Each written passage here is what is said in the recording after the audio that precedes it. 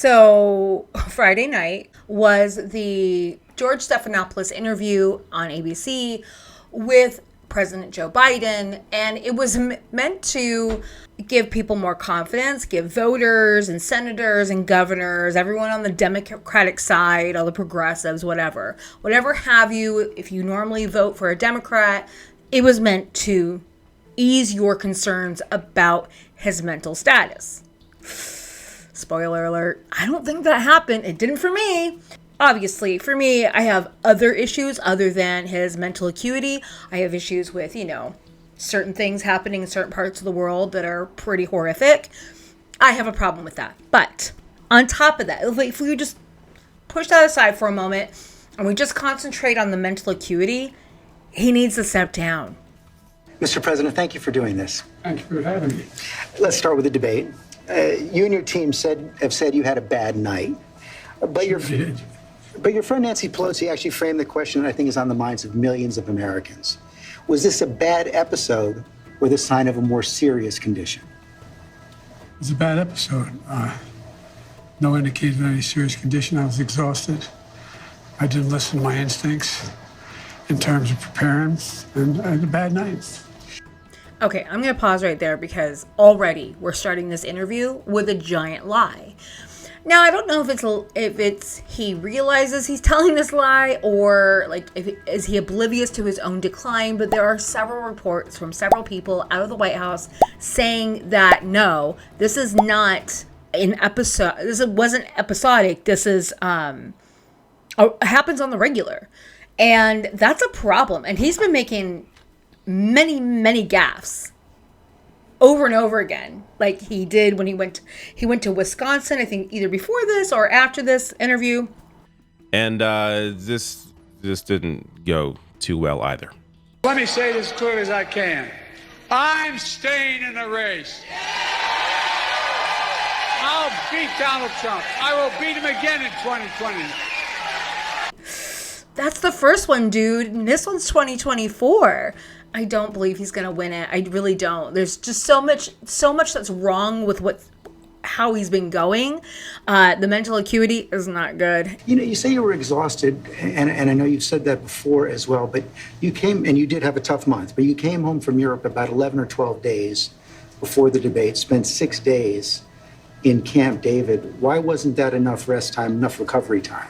Because I was sick. I was feeling terrible. Matter of fact, the docs with me, I asked them, they did a COVID test because they were trying to figure out what was wrong. They did a test to see whether or not I had some infection, a virus. I didn't. They just had a really bad cold.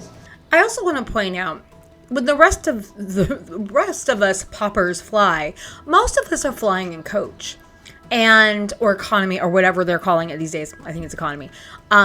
And we're really tired from that because we're like this, we're packed in there like sardines. It's not comfortable. He's flying on Air Force One. He has a bed. I think he's a bedroom. And it's like, really? Yes, maybe he had a cold, but we're going with all these excuses. I had a cold. Okay, fair. Well, there's cold medication. I had jet lag from 12 days ago. You might be 81, but you're not going to have jet lag the way a 81-year-old would ride in economy class to all those destinations in that period of time. I don't know. It's just, maybe you should have stayed in bed when you're in Camp David and got better. Maybe, but I don't think he had a cold. I honestly don't think he was sick. I think he's lying about that as well. And did you ever watch the debate afterwards? I don't think I did, no. I don't think I did, no.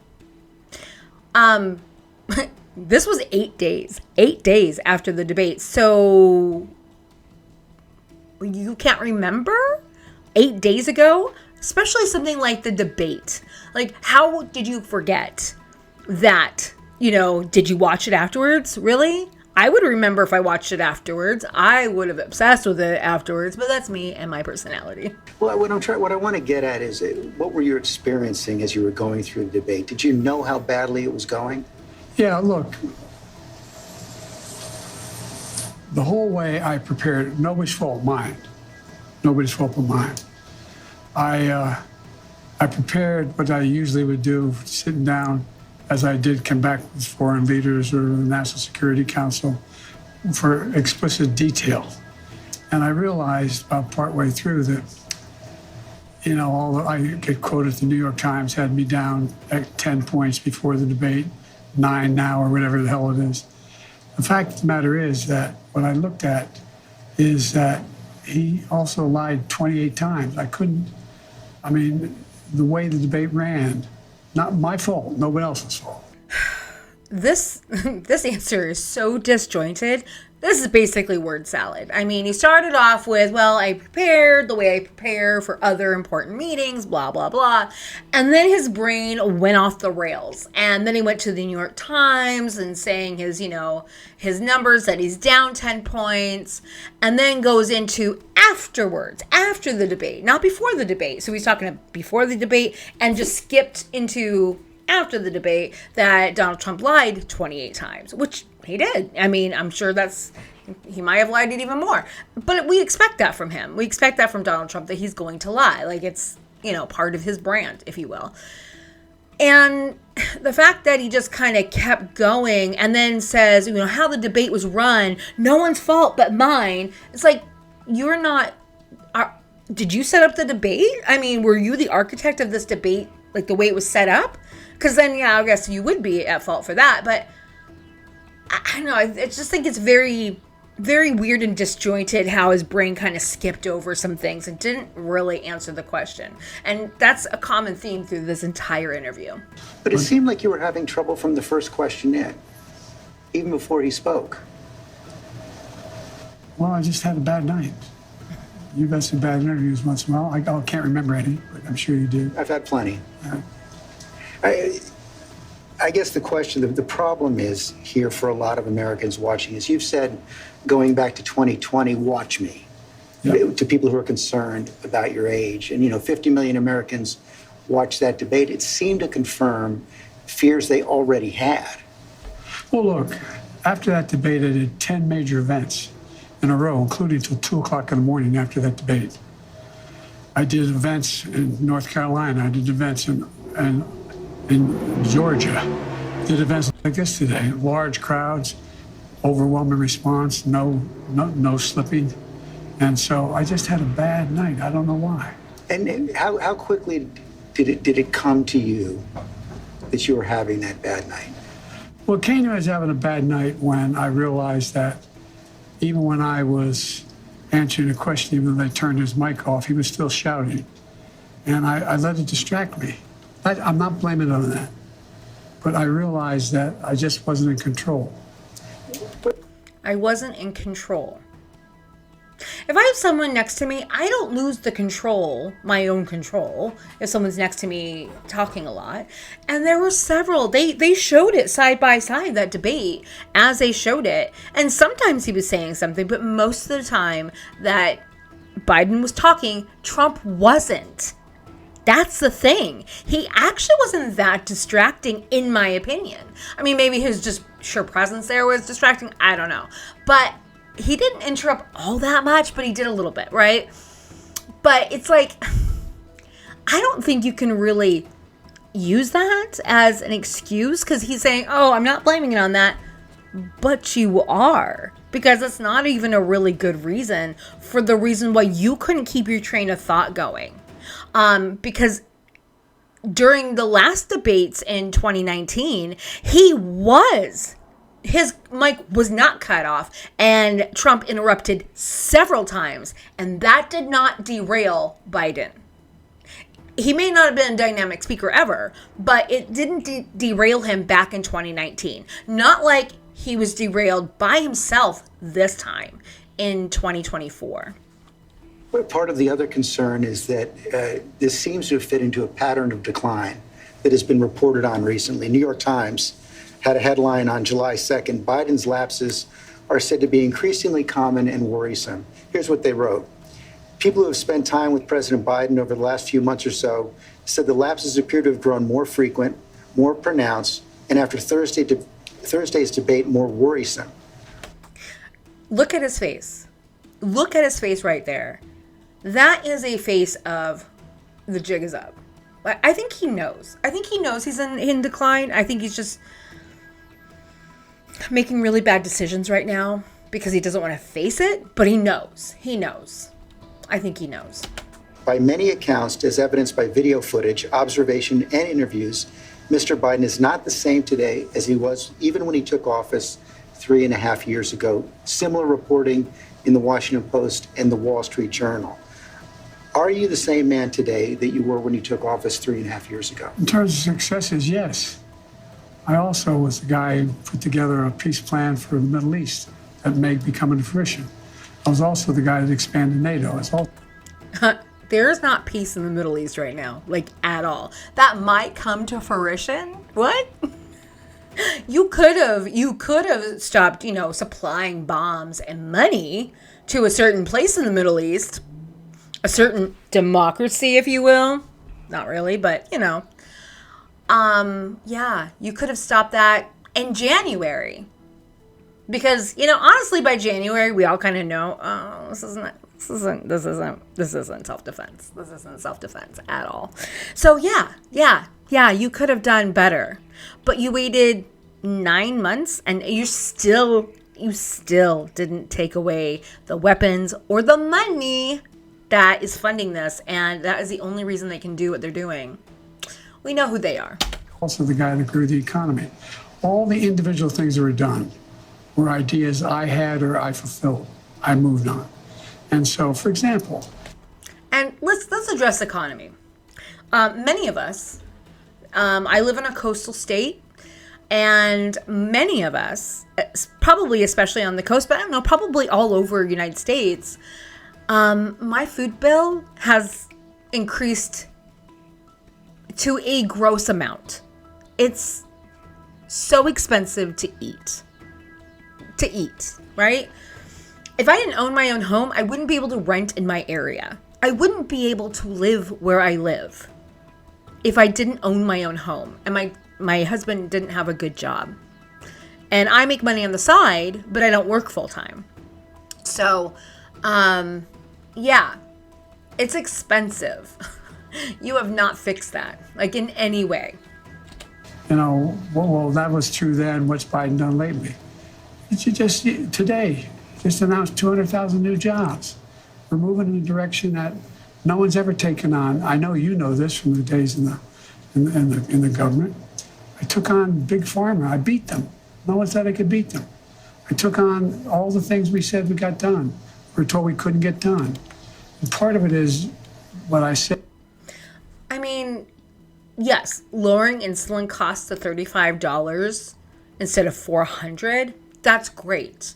And I'm happy for all the people that are on insulin because it's atrocious. Because if you don't have insurance, good luck affording that because that's expensive. But that's where you left it. That's the only drug you did. Like, yeah, that's the only one, which was a big one, but the only one. It's not like you gave us Medicare for all. It's not like we have free health care. No, if we have health care at all, it's tied to an employer. My health care is tied to my husband's employer. If he were, God forbid, if he were to die, I would lose my health care unless I got a normal job. And that shouldn't be the case. You shouldn't have to work a normal job full time. You should be able to be a gig worker if you need to be. You should be able to do any kind of work and still have medical. Said when I ran was I wanted to do three things: restore some decency to the office, restore some support for the middle class instead of trickle-down economics built from the middle out and the bottom up, the way the wealthy still do fine, everyone does better, and unite the country. But what has all that work over the last 3.5 years cost you physically, mentally, emotionally? Well, I just think it cost me a really bad night. He thinks it cost him a really bad night. Just one night? No, it has cost you a lot so far. Like, it's going to cost you your whatever years you have left to be, president? No, because his wife's going to be president. Jill is running the show, and that's not even it's not even hyperbole. It's not even, it's real. Like, she whispers in his ear when he freezes, and then he says whatever she said to say. Okay. Bad run. But, George, I'm optimistic about this country. I don't think we're a country of losers, that he points out. I don't think America's in tough shape. I think America's on the cusp of breaking through in so many incredible... We're not in tough shape. Really? I mean, there's homeless people pretty much everywhere. And that problem is getting worse and worse and worse. Because guess what Biden hasn't been addressing? The housing crisis we have. He hasn't addressed how housing prices are out of control.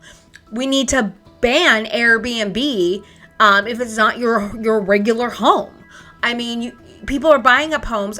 Venture capitalists are buying up homes, and no one's living in them. There are more homes that were bought up by venture capitalists that are empty than there are homeless people in the United States. And now our Supreme Court has, and I know that's not necessarily his fault, but he hasn't done any safeguarding for it either. So now the Supreme Court is like, if you're homeless and you sleep on the street, you are committing a crime. You are going to go straight to jail and do not collect your $200. How gross is that? Incredible opportunities. This next term, I'm going to make sure we have straighten out the tax system. I'm going to make sure we're in a situation where we have health care for all people, where we're in a position where we have child care and elder care, free up, and all these things. The one thing I'm proudest of is, remember when my economic plan was put forward, a lot of the mainstream economists said it's not going to work. Well, guess what? We now have 16 Nobel laureates, 16 of them in economics, saying that Biden's next term would be, based on what he wants to do, enormous success. Trump's plan would cause a recession, would significantly increase inflation. I've made great progress, and that's what I plan on doing, and we can do this. I understand that, and I'm not disputing that. What I'm asking you is about your personal situation. Do you dispute that there have been more lapses, especially in the last several months? Can I run the 110 flat? No, but I'm still in good shape. He just deflected. Yeah. Can I run? No. No, there, he's not asking about if you could run. Are you more frail? No. I know you spoke. Keep my schedule. I know you spoke with your. I'm 48, and I am a little bit more frail than I was when I was 40. That's just how it works. As you get older, you do get a tiny bit more frail. When you get to 81, you're quite a bit more frail than you were even at 80, even at 76. So he is more frail. But by saying no, I mean, have you seen him walk? Have you seen him walk? I'm not saying that to like poke at him, but he walks like he's 9,000 years old. And I feel like he's going to fall. Like, I feel like he's a fall risk, and I feel like there needs to be someone with him at all times, you know, like guiding him. And usually his wife is, so just saying that. But seriously, you are, in fact, more frail. And look at footage from 4 years ago and know that he is more frail than he is today. So this is a bold-faced lie. Your doctor after the debate, what did he say? He said, he just looked at me and said, "You're exhausted." I said, "Look, I have medical doctors traveling everywhere, every president does." He looked at me and said I was exhausted. Well, I thought you had a cold. Because that's what you said earlier. You know, why wasn't Camp David, 6 days at Camp David, not enough rest for you? Well, it's because I had a cold. Well, the doctor looks at you and said, "You're exhausted." Well, you're either exhausted or you're sick. Those are different. You can be exhausted while being sick, but I feel like he's changing the reasoning over and over again. As you know, medical doctors, some of the best in the world, travel me everywhere I go. I have an ongoing assessment of what I'm doing. And they don't hesitate to tell me if they think there's something wrong. I know you said you have an ongoing assessment. Have you had a full neurological and cognitive evaluation? I get a full neurological test every day with me. And I've had a full physical. I had, I've been able to read for my physicals. Yes, the answer is I know your doctor said he consulted with I'm glad that George didn't just take that answer, because I would have been mad at him for that. Because a good journalist will push back against that, because that was not an answer. the neurologist. I guess I'm asking a slightly different question. Have you had the specific cognitive tests, and have you had a neurologist, a specialist, do an examination? no one said I had to. No one said, they said I'm good. Would you be willing to undergo an independent medical evaluation that included neurological and cognitive tests and release the results to the American people? Look, I have a cognitive test every single day. Every day I have that test. Everything I do. Not only am I campaigning, but I'm running the world. And that's not how it sounds like hyperbole. Did he just say he runs the world? Okay, I'm going to go back, because I feel like that's what he said. Let's go back. Every day I have that test. Everything I do. Not only am I campaigning, but I'm running the world. Not only am I campaigning, I'm running the world. You're not running the world. You are running the United States, but not the world. We don't have a world leader. That doesn't exist. Maybe he wants to be the world leader. Certainly other leaders want to be the world leader. But no one's actually the world leader. I don't know. I feel like that's also a gaffe, but I'm sure someone's like, well, we are one of the leading countries in the world, but you're still not running the entire world. You influence the world. We have great influence over the world. We have military supremacy over the world, because, look at all those bases all over the world. No one else does that but us. Anyway, so, yeah. And that's not how it sounds like hyperbole. But we are the essential nation in the world. Madeleine Albright was right. And every single day, for example, today, before I come out here, I'm on the phone with the Prime Minister of, anyway, I shouldn't get into detail, but with Netanyahu. I'm on the phone with the new Prime Minister of England. I'm pretty sure he forgot the Prime Minister's name, which is Keir Starmer. Yeah. It's a weird name. It's not a name I'm used to seeing either, but still. I have no trouble remembering his name, the new Prime Minister, because I'm trying to pay attention to also British news, since we are eventually going to move there, not because of what's happening here, because my husband's British and his family's there. But, yeah. I'm working on what we're doing with regard to, in Europe, with regard to expansion of NATO and whether it's going to stick. I'm taking on Putin. Every day, there's no day I go through, there are not those decisions I have to make every single day. And you have been doing that, and the American people have been watching, yet their concerns about your age and your health are growing. So that's why I'm asking, to reassure them, would you be willing to have the independent medical evaluation? Watch me there's a lot of time left in this campaign. It's over 125 days. So I'll the make answer, a decision. the right answer right now is no, you don't want to do that right No, now. I've already done it. No, you haven't. No, you haven't. The answer is just no. He's just refusing to say no, but he's saying no without saying no. Because if you truly have nothing to hide, if I were him, I would absolutely submit to that. But he doesn't submit to it because he knows. He knows that he's not up to snuff. And he is not being honest with the American people. He hasn't been honest with us in a while, actually. He's been lying about what's happening over in the Middle East, lying about, what's going on in America in the opposition to that as something that it's not. I think we all know what I mean. Yeah. You talked a lot about your successes at the beginning of this interview, and I don't want to dispute that. I don't want to debate that. But as you know, elections are about the future, not the past. They're about tomorrow, not yesterday. And the question on so many people's minds right now is, can you serve effectively for the next 4 years? George, I'm the guy that put NATO together, the future. No one. George, I'm the one that put NATO together. who the fuck cares? Who the fuck cares? Who put NATO together? You're also part of the predator crime bill, you know, that Clinton put together. But yeah, no, it doesn't matter. The funny thing is like George just said, it's not about the past. It's about the future. And so Biden immediately goes to the past. Dude. Thought I could expand it. I'm the guy that shut Putin down. No one thought could happen. I'm the guy that put together the South Pacific Initiative with AUKUS. I'm the guy that got 50 nations, out, not only in Europe, outside of Europe as well, to help Ukraine.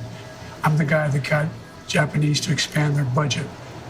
So I mean, for example, when I decided we used to have 40% of the computer chip, and we invented the chip, that little chip for the computer chip. It's in everything from cell phone to weapons. And so we used to have 40%, we're down to virtually nothing. So I get in the plane against the advice of everybody, and I fly to South Korea. I convinced them to invest in the United States, billions of dollars. Now we have tens of billions of dollars being invested in the United States, making us back in a position where we're going to own that industry again. We have, I mean, anyway. Anyway, that's what he does when he loses his train of thought. Have you noticed? Well, anyway. No, dude, no. You gave a nonsensical answer to what he asked. He asked you, this isn't about the past, this is about the future. And he goes through all his past accomplishments. Yeah. I don't want to take too much credit. I have a great staff. But I guess my point is, all that takes a toll. Do you have the mental and physical capacity to do it for another 4 years? I believe so. I wouldn't be running if I didn't think I did. Look,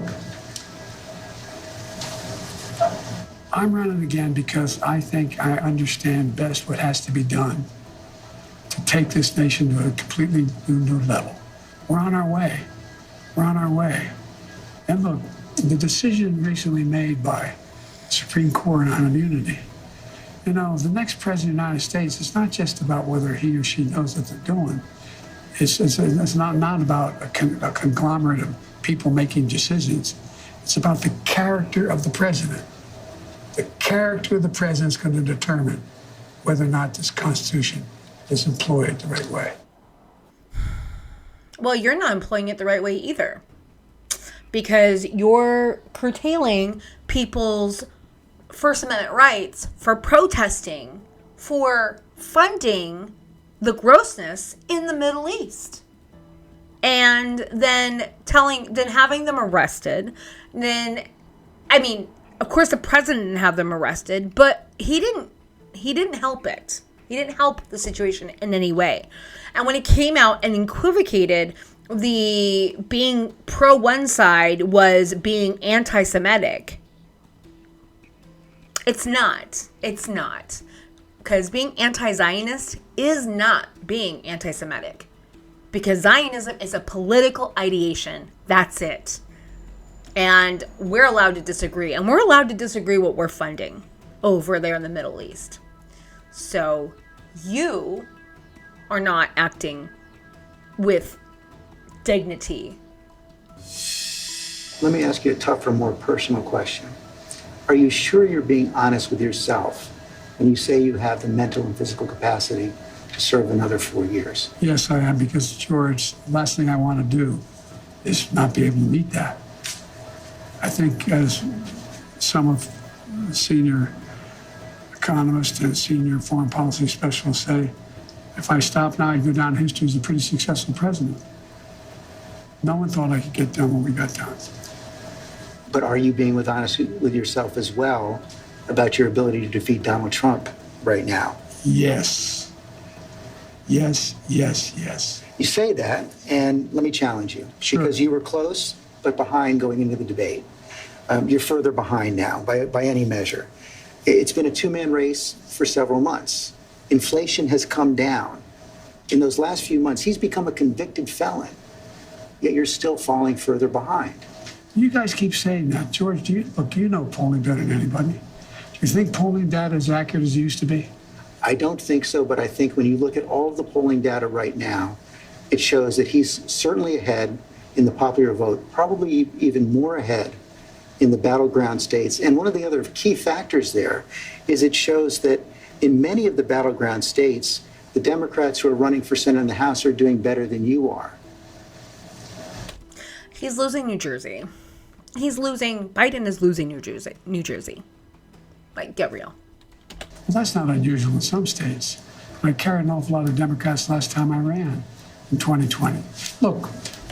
Yeah, but they're carrying you. Well, they're not even carrying you. You're not carrying them.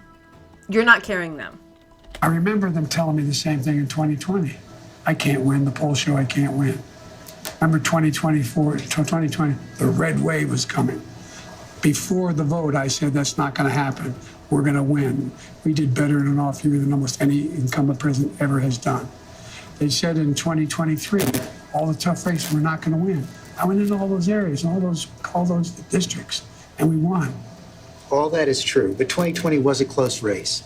And your approval rating has dropped significantly since then. I think the last poll I saw was at about 36%. Because that's before he became the president and before we have this giant catastrophe in the Middle East. And the fact that he's been so disingenuous about that whole ordeal has really opened the eyes to a lot of people that are on, a lot of Democrats. Like, I'm claiming independent now because I don't even want to be lumped into Democrats anymore because they're so embarrassing. I'm a progressive, but I'm claiming independent. Like, no, I'm not going to ever call myself a Democrat ever again after this because honestly, it's a bad taste in my mouth and I just don't like it. And I mean, I think I understand how some Republicans felt when Trump kind of took over. And while I never agreed with the Republican stances, I do get how both parties are propagandized to an extent by government. You know, regardless of who's in the government, we're being propagandized by them, often against each other. So I think this is how, like, the Never Trumpers felt. That they felt kind of betrayed by their own party, that their party is doing stuff that they don't agree with. And that's how I feel right now. I feel like, you know, knowing that the establishment Democrats just don't care about us. They just don't. They're not going to do anything good for, you know, most people. And maybe he's been successful, but nothing he's done has impacted anyone's life in a major way, except for maybe the people who he forgave the student loans. That did impact their lives greatly. However, he didn't go far enough. There were so many more people that should have been included in that. And it's repulsive how some people, you know, that are still struggling to pay their student debt, and a good chunk of people have decided not to pay anymore, just to stop paying and to let it affect their credit, and it sucks. And he should have done more. But the thing is, he wouldn't even done what he did without public pressure. He promised he would do that, and then he basically wasn't doing anything, and so public pressure built. I remember that. So it's not like he was like, oh, I'm going to keep my promise, because that didn't happen. The number of Americans who think you're too old to serve has doubled since 2020. Wouldn't a clear-eyed political calculus tell you that it's going to be much tougher to win in 2024? Not when you're running against a pathological liar. Not when he hadn't been challenged in a way that he's about to be challenged. You didn't challenge him at the debate, but you were tired, you were exhausted, and you were sick. Well, being the president, you should know this by now, that it doesn't matter if you're exhausted, if you're sick. You have to do whatever. You know, you're going to make these hard decisions. And the thing is, he's going to decline further.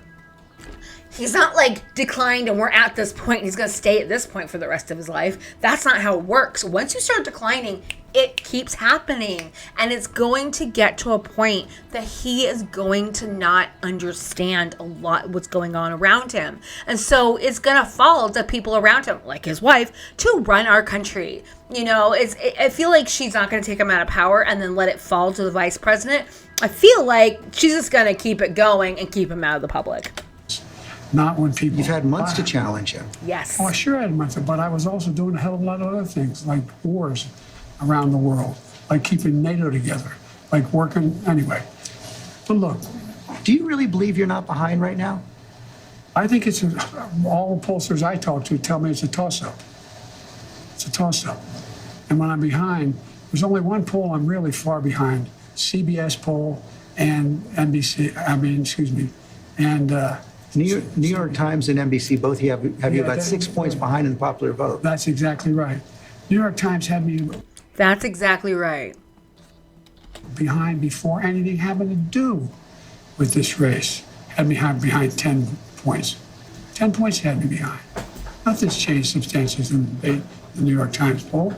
Just when you look at the reality, though, Mr. President, I mean, you won the popular vote in 2020, but it was still deadly close in the electoral By college. 7 million votes. Yes, but you're behind now in the popular vote. I don't buy that. I don't buy that. He's not paying attention to anything. I don't think there's all the pollsters. Who are these pollsters? Can you give us names? Because I don't think they're actually I think he's lying. I think he's lying. I just think he's lying at this point. And there's so many people that have been in politics for 30, 40 years, that have been looking at polls for 30, 40 years and are like, yeah, I don't see how he's going to recover from this. And they would know better than you. And let's not forget that I almost called him Trump. Oops. It feels like he's like acting a bit like Trump in this interview, but Biden has run for president several times and lost several times, more than once. So, it's not like he has this awesome track record, of getting the presidential nominee or winning the presidential, he won in 2020 because people were desperate to get away from Trump. That's why he came in. He's like, hey, I'm going to promise you this. I'm going to promise you that. And, we knew he was a centrist Democrat. We knew what we were probably getting, but we didn't understand what we were getting on the Zionist part, actually. But now we know. So we're not going to forget about that. The people like me who care about people across the world that we're funding to die, we care. I care about people I care about the homeless here. I care about everyone in the world.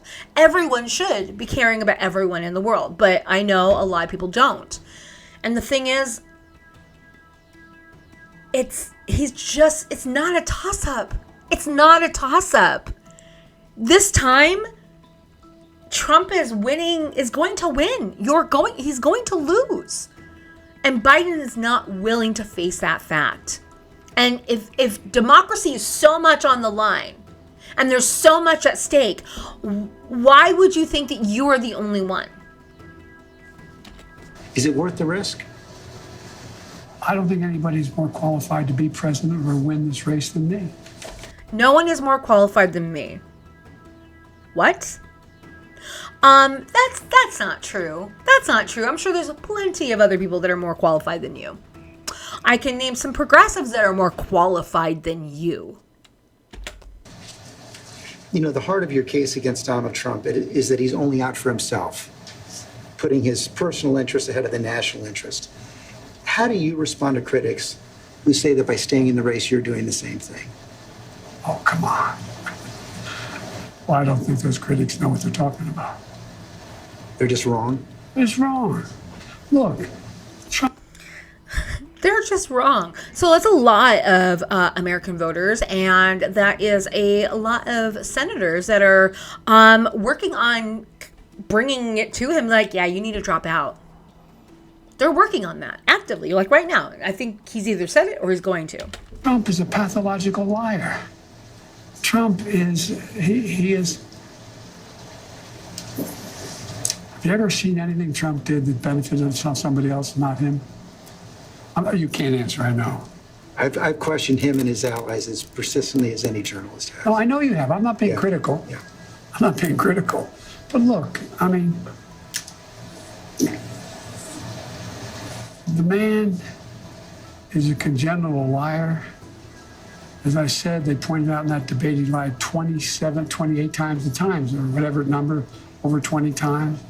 Talk about how good his economy was, how he brought down inflation, how this is a guy who, unlike only other president other than I mean, he says like he's a compulsive liar. He's a congenital liar, which I originally thought that was a gaffe. It's not. I looked it up. That is a proper use of that word. So if you thought, oh no, that's another gaffe, it's not.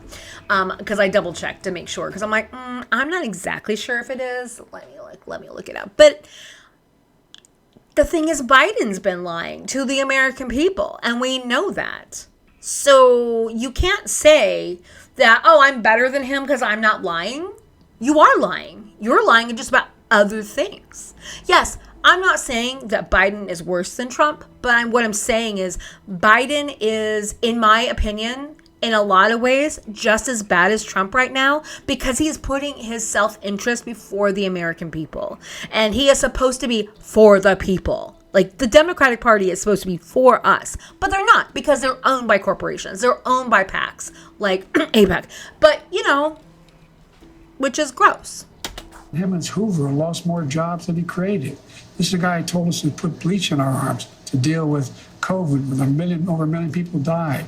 This is a guy who talks about wanting to get rid of the healthcare provision we put in place. This is a guy who wants to give the power back to big pharma to be able to charge exorbitant prices for drugs. This is a guy who wants to undo every single thing I've done.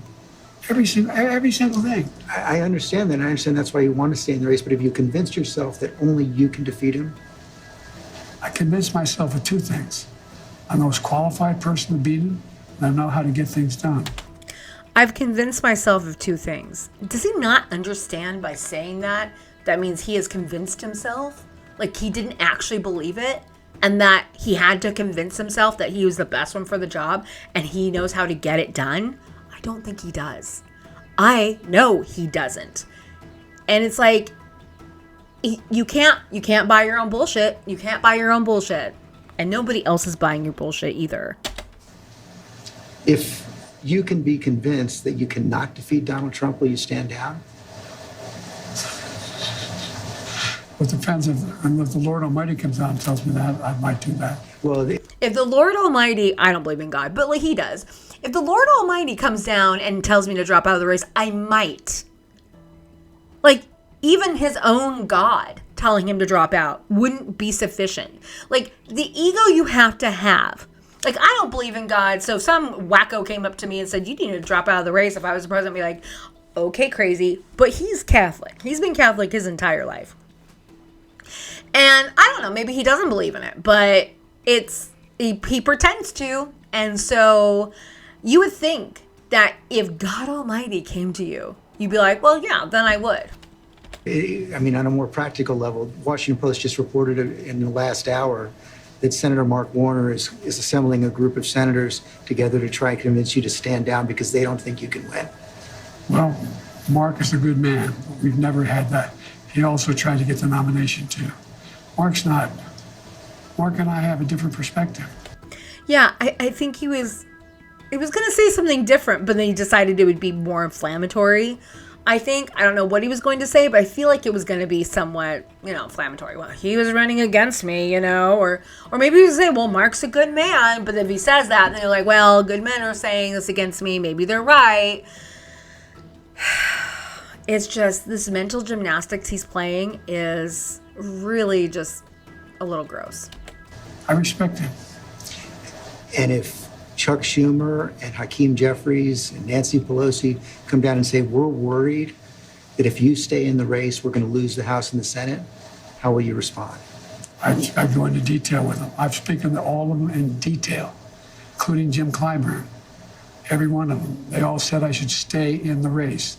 Stay in the race. None of the people said I should leave. But if they do? No, the only two people he's really listening to is Jill Biden and Hunter Biden. That's it. That's been in reports. Many different publications have been reporting that he only listens to his family. Very insular. I guess also his granddaughters maybe. But still, like, no, dude, no. Don't listen to the people that are directly benefiting from you. Because that's unethical. That's unethical. I mean, we know he's unethical in other ways, but that's super unethical. Well, it's like, they're not going to do that. You sure? Yeah, I'm sure. Look, I mean, he just told him that that's happening. Like, that is happening. That's not going to happen. How much denial are you in? Because it's happening right now. He's telling you it's happening right now. I mean, if the Lord Almighty came down and said, Joe, get out of the race, I'll get out of the race. The Lord Almighty's not coming down. I mean, these hypotheticals, George, But it's not that hypothetical anymore. I grant that they have not requested the meeting, but it's been reported. I've met with them. I've met with a lot of these people. I've talked with them regularly. I had an hour conversation with Akeem. I had more time than that with Jim Clyburn. I spent time with many hours off and on the last little bit with Chuck Schumer. It's not like I had all the governors. I agree that the Lord Almighty is not going to come down, but if you are told reliably from your allies, from your friends and supporters in the Democratic Party, in the House and the Senate, that they're concerned you're going to lose the House and the Senate if you stay in, what will you do?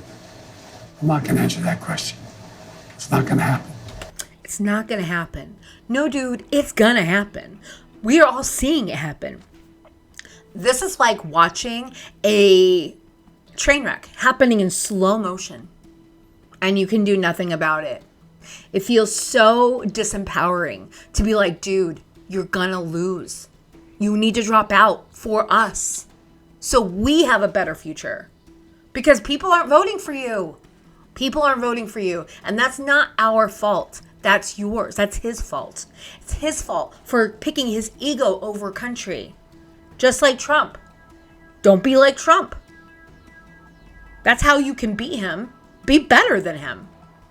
But you're not. He's acting like he is just like Trump in this way. So, and then we're criticizing you for it because it's not a good thing. And you need to recognize that. He needs to recognize that he's not doing the right thing. What's your plan to turn the campaign around? Saw it today. How many people do you draw crowds like I drew today? You find me any more enthusiastic than today? Huh? I mean, I don't think you want to play the crowd game. Donald Trump can draw big crowds. There's no question about that. You can draw a big crowd, but what does he say? Yeah, he was just saying, oh, I'm drawing these big crowds. And then George was like, well, I mean, I don't think you want to play this because Trump does draw a bigger crowd, and he does. And it's not because Trump is a better person, but I don't like Trump. I'm not voting for Trump for any reason. You put a gun to my head, I'm going to sell you a shoot. Literally. But the thing is, there's certain things about Trump that you have to recognize. He has way more charisma, way more stamina than this guy does now. And it's just like he does draw a bigger crowd because they love him and he enthusiates. That's not a real word. He makes them enthusiastic. Something that Biden is not good at doing is making people enthusiastic. Who's he have? I'm the guy supposedly in trouble. We raised $38 million within 4 days after this. We have over 1 million individual. Trump raised, I think, 100 million since then. So that 38 million, that's not the flux you think it is. Yikes. Contributors, individual contributors, less than $200. I've not seen what you're proposing. You haven't seen the fall off in the polls. You haven't seen the reports of discontent in the Democratic Party, House Democrats, Senate Democrats. I've seen it from the press.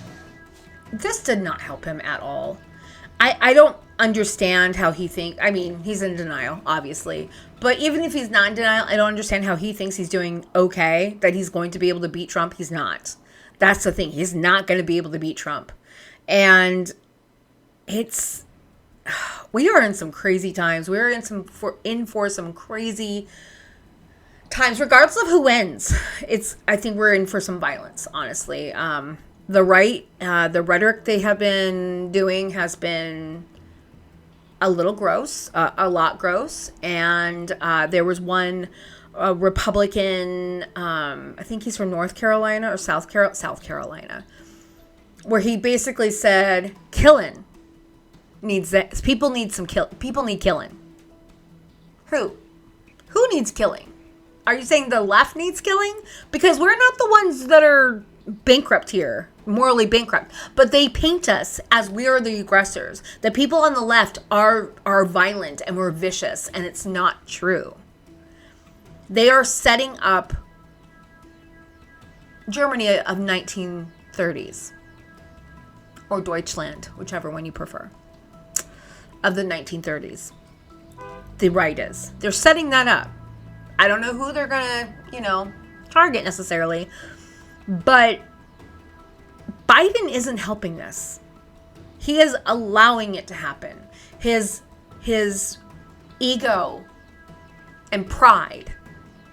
Now, this is the bad kind of pride. When you are doing things that are bad for other people because you're too prideful to admit that you're declining. And that you're not going to be good, and that you're not popular. And you're not popular because you're allowing a terrible thing happening in the Middle East.